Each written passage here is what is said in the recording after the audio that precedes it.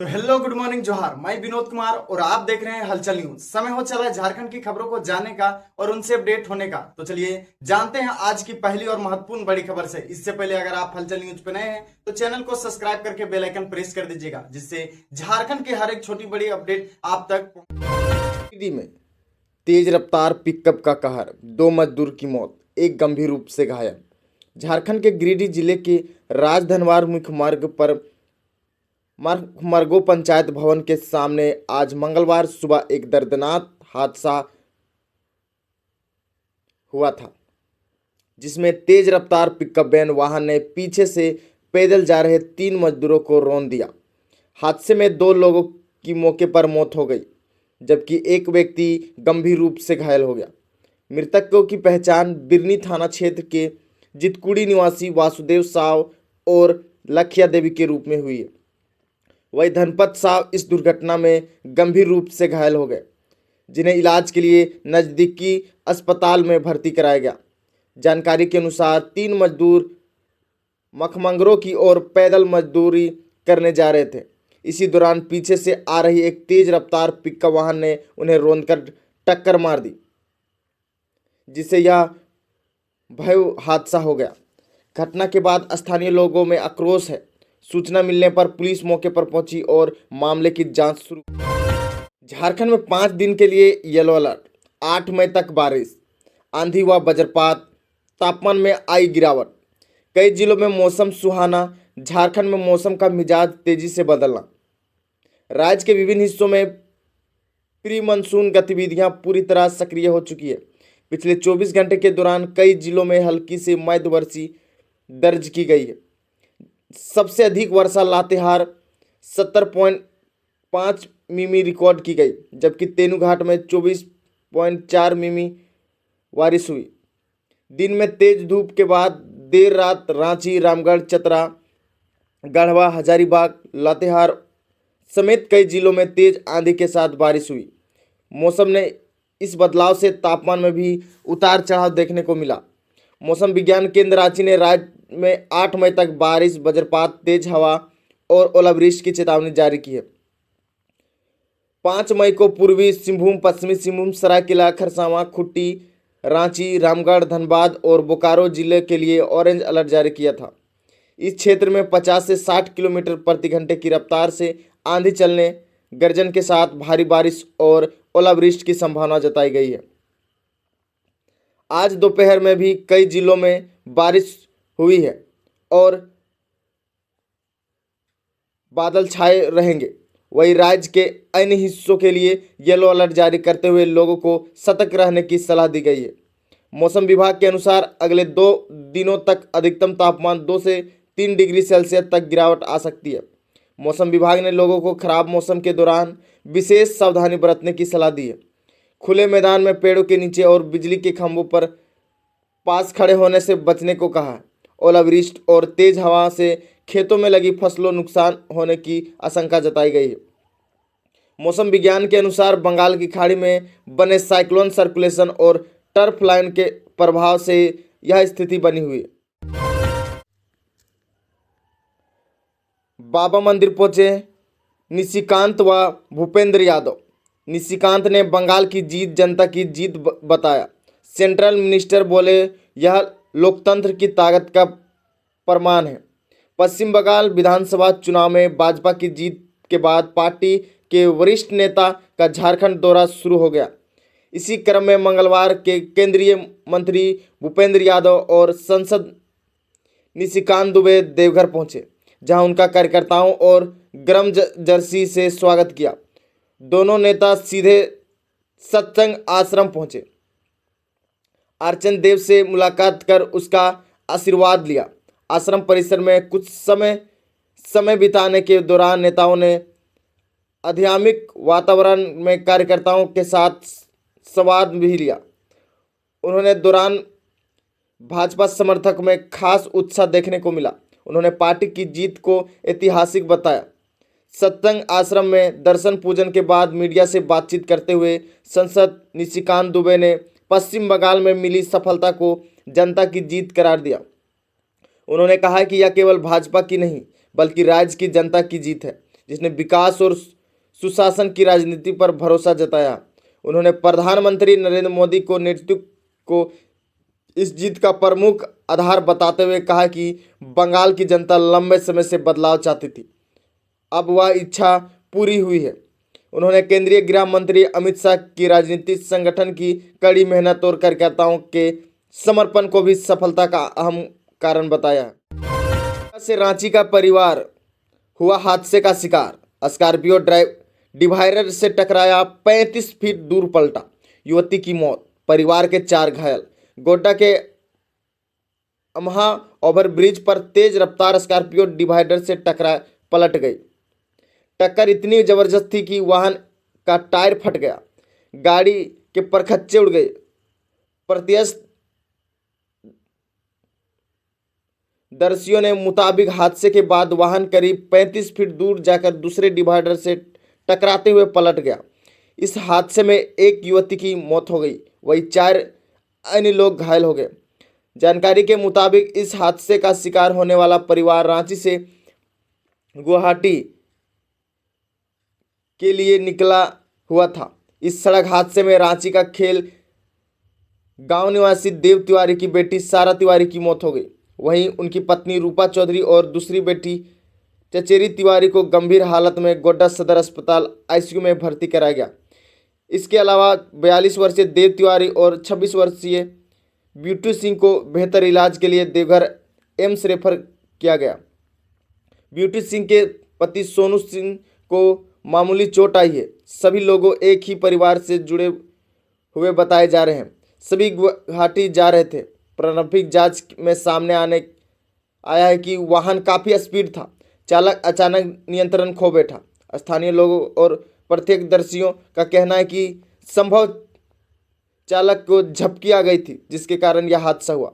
लोगों ने बताया कि NH 133 पर अमडीहा ओवरब्रिज के पास पहले भी कई हादसे हो चुके हैं, जिससे इस रास्ते की सुरक्षा व्यवस्था पर सवाल उठने लगे हैं।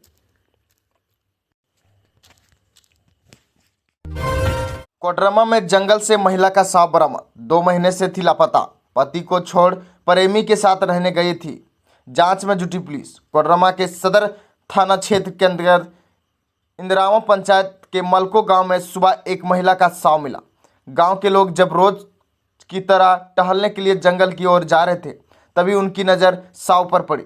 मृतिका की पहचान नवलसाही थाना क्षेत्र के धुमाड़ी निवासी 40 वर्षीय की शकुंतला देवी के रूप में हुई है। उसके पति का नाम सुनील ठाकुर है। घटना की जानकारी मिलते ही पुलिस मौके पर पहुंची। इसी दौरान महिला के मोबाइल पर कॉल किया। पुलिस ने कॉल रिसीव कर संबंधित व्यक्ति से पूछताछ की, जिसके बाद महिला की पहचान हो सकी। उसके बाद शव को पोस्टमार्टम के लिए सदर अस्पताल भेज दिया गया। स्थानीय ग्रामीणों के अनुसार शकुंतला देवी करीब 2 महीने पहले अपने घर से लापता हो गई थी। बताया जा रहा है कि उसका अपने पति से विवाद हुआ था, जिसके बाद उन्होंने महिला थाना में शिकायत भी दर्ज कराई थी। इसी दौरान उन्होंने एक युवक से प्रेम संबंध की बात भी स्वीकार की थी और उसके साथ रहने लगी थी।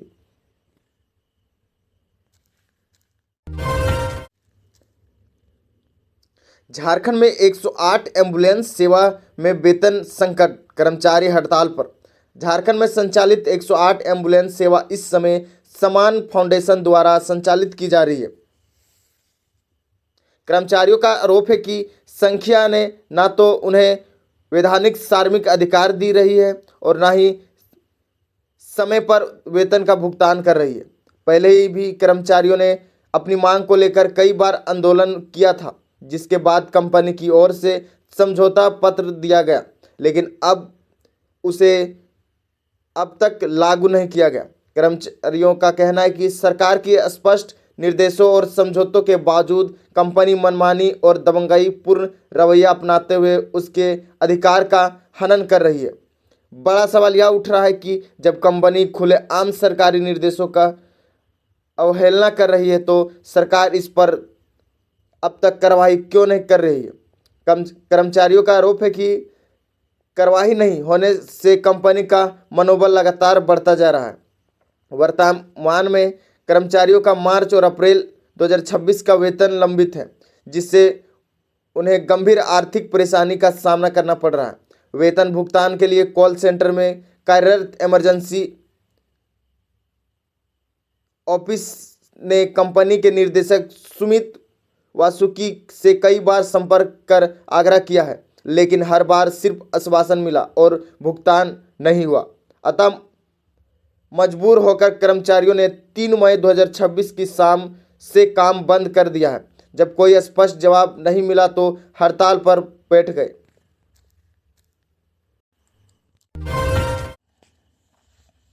जामताड़ा में नाबालिग का अपहरण, शादी समारोह से लौटते समय कार सेवा युवकों ने किया अगवा।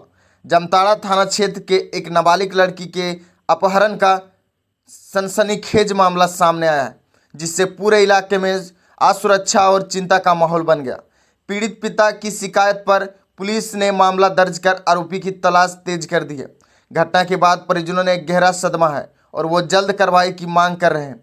जानकारी के अनुसार घटना उस समय हुई जब नाबालिग लड़की अपनी मां के साथ शादी समारोह में शामिल होने जा रही थी। पीड़ित पिता द्वारा थाने में दी गई लिखित शिकायत के मुताबिक गांव के ही कुछ युवक ने इस वारदात को अंजाम दिया। आरोप है कि मोहड़ा गांव निवासी अरशद अंसारी अपने 2 अन्य सहयोगियों के साथ 4 पहिया वाहन से आया और सरेरा लड़की को जबरन गाड़ी में बैठाकर फरार हो गया। लड़की के पिता ने आवेदन में बताया कि आरोपी अरशद अंसारी पहले से उनकी बेटी को अगवा करने की धमकी दे रहा था। शिकायत में यह भी आशंका जताई है कि नाबालिग का अपहरण, दुष्कर्म और जबरन शादी का नियम से किया गया है। मामले में गंभीरता को देखते हुए पुलिस ने कांड संख्या 58/226 के तहत अरशद अंसारी और 2 अन्य आरोपियों के खिलाफ नामजद प्राथमिकी दर्ज कर ली है। रामगढ़ में उपायुक्त ऋतुराज ने सदर अस्पताल का किया औचक निरीक्षण। स्वास्थ्य सेवाओं के लिए समीक्षा। रामगढ़ जिले के आज मंगलवार को उपायुक्त ऋतुराज ने सदर अस्पताल का औचक निरीक्षण किया। इस दौरान उन्होंने अस्पताल की कार्यप्रणाली, स्वास्थ्य कर्मियों की उपस्थिति और मरीजों को दी जा रही सुविधाओं का जायजा लिया। निरीक्षण के दौरान उपायुक्त ने ड्यूटी रोस्टर की जांच की और निर्देश दिया कि सभी चिकित्सा निर्धारित समय पर अपनी ओपीडी और वार्ड ड्यूटी पर उपस्थित रहे। उन्होंने स्पष्ट किया कि राउंड समय डॉक्टरों की अनुपस्थिति बर्दाश्त नहीं की जाएगी और बायोमेट्रिक उपस्थिति का कड़ी से पालन किया जाए। उपायुक्त ने वार्ड की भ्रमण कर भर्ती मरीजों और उनके परिजनों से बातचीत की। इस दौरान उन्होंने अस्पताल में दी जा रही चिकित्सा सेवाओं के संबंध में सीधा फीडबैक लिया। निरीक्षण के दौरान उपायुक्त ने आयुष्मान भारत योजना की समीक्षा की। उन्होंने संबंधित अधिकारियों से निर्देश दिया कि सभी पात्र मरीजों का योजना के तहत निःशुल्क इलाज का लाभ बिना किसी बाधा को मिलना सुनिश्चित किया जाए। दवाओं का स्टॉक रजिस्टर की जांच करते हुए उपायुक्त ने डॉक्टरों को निर्देश दिया कि वो केवल वही दवाएं लिखें जो अस्पताल में उपलब्ध है। उन्होंने कहा कि मरीज को सभी आवश्यक दवाएं अस्पताल से ही मिलनी चाहिए। उन्हें बाहर से दवा खरीदने की आवश्यकता नहीं होनी चाहिए।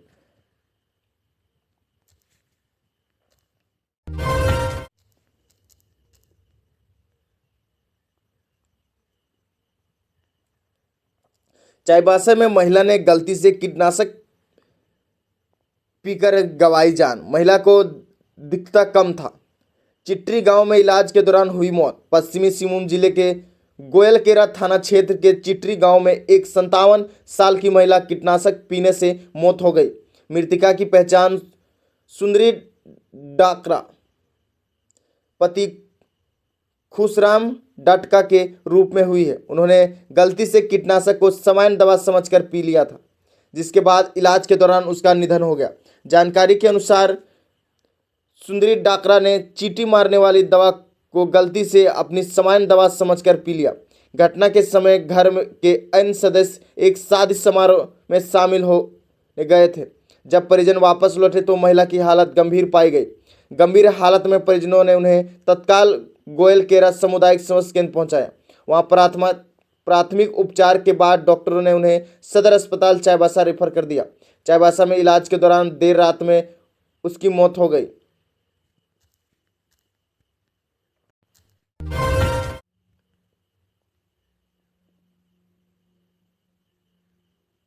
बाघमारा सीएचसी में नवजात की मौत, परिजनों का आरोप है ऑक्सीजन के अभाव में गई जान। धनबाद जिले के बाघमारा कम्युनिटी हेल्थ सेंटर में एक नवजात की मौत हो गई। घटना के बाद परिवार वालों ने जमकर हंगामा किया। परिजनों का आरोप है कि अस्पताल में ऑक्सीजन की कमी थी, जिसके चलते बच्ची की जान चली गई। अस्पताल में डिलीवरी होने के बाद नवजात बच्ची को सांस लेने में परेशानी हो रही थी। डॉक्टरों ने नवजात की हालत देखकर दूसरे अस्पताल रेफर कर दिया। जब तक नवजात को दूसरे से अस्पताल ले जाया गया, वहां के डॉक्टरों ने उसे मृत घोषित कर दिया। परिजनों ने आरोप लगाया कि सीएचसी परिसर में ऑक्सीजन नहीं रहने के कारण नवजात की मौत हो गई। इसे लेकर परिजनों ने अस्पताल परिसर में नवजात का शव रखकर दोषी चिकित्सक व अस्पताल कर्मियों के खिलाफ कार्रवाई की मांग की और हंगामा शुरू कर दिया। सूचना पाकर मौके पर पहुंची बाघमारा पुलिस ने आक्रोशित लोगों को शांत करते हुए लिखित शिकायत दर्ज करने का, दोषियों के विरुद्ध कानूनी कार्रवाई का आश्वासन दिया। परिजनों ने बताया कि चिकित्सकों द्वारा ऑक्सीजन के अभाव में जैसे ही नवजात को दूसरे अस्पताल ले जाने की बात कही, उसी समय परिजनों द्वारा सरकारी एम्बुलेंस उपलब्ध कराने का गुहार लगाई, लेकिन एम्बुलेंस उपलब्ध नहीं कराया गया। मजबूरन नवजात को टोटो में लेकर जब तक दूसरे अस्पताल पहुंचे, वहां चिकित्सकों ने उसे मृत घोषित कर दिया गया।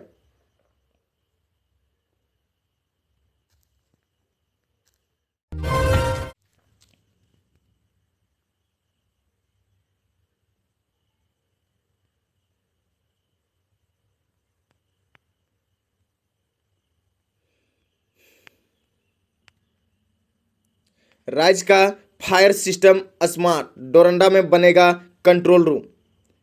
जीपीएस से मॉनिटरिंग होगी गाड़ियां, 3 शिफ्ट में तैनात रहेंगे 9 कर्मी। झारखंड में अब आग बुझाने की व्यवस्था भी हाईटेक और डिजिटल होने जा रही है। राज्य के 150 दमकल गाड़ियों के रियल टाइमिंग मॉनिटरिंग रांची से होगी। इसके लिए डोरंडा फायर स्टेशन के 3रे तल्ले पर सेंट्रलाइज्ड कंट्रोल रूम बनाया जा रहा है, जहां से पूरे राज्य के फायरिंग सिस्टम पर नजर रखी जाएगी। करीब 7 करोड़ की लागत अग्निशम विभाग का आधुनिकीकरण किया जा रहा है। कंट्रोल रूम से 3 शिफ्ट में 9 कर्मी 24 घंटे तैनात रहेंगे। यहां बैठे कर्मी राज्य के सभी जिलों में चल रहे दमकल गाड़ियों की कलेक्शन, मूवमेंट और गतिविधियां की निगरानी करेंगे। सभी राज्य की दमकल गाड़ियों में जीपीएस नहीं है। ऐसे में अधिकारियों को यह पता लगाने में दिक्कत होती है कि सूचना मिलने के बाद गाड़ी पहुंची या नहीं पहुंची, कितने देर में मौके पर पहुंची। कई बार फ़ोन से भी संपर्क नहीं हो पाता है। अब सभी दमकल गाड़ियों में जीपीएस और वायरलेस सिस्टम लगाया जाएगा, ताकि कंट्रोल रूम से सीधा उनकी कनेक्शन तुरंत टैग किया जा सके। विभाग उसके लिए उपकरण खरीद चुका है। कंट्रोल रूम के लिए सर्वर रूम तैयार कर चुका है। Backup battery, monitor, computer, table और अन्य जरूरी उपकरण लगाए जा चुके हैं। विभाग का लक्ष्य है कि अगले 2 महीने में यह सिस्टम चालू कर दिया जाएगा। जमशेदपुर